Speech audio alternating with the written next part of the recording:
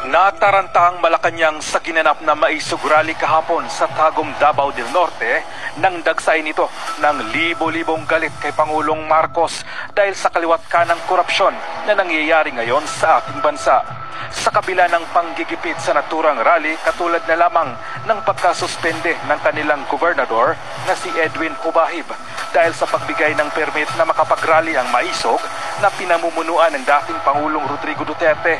Ang pagsara ng airport at ang sadyang pagkawala ng kuryente upang hindi matuloy ang rally ay hindi nagtagumpay ang kuting ng Norte at ang kanyang asawang si First Lady Lisa Marcos na siya di umanong may pakana ng kaguluhan sa ating bansa. Ayon pa nga sa controversial at bitiranang political vlogger na si Maharlika, ay dapat na kumilos na ang men and women in uniform upang patalsikin na si BBM sa Malacanang dahil sa binaboy na nito ng gusto ang ating bansa at ang mga Pilipino.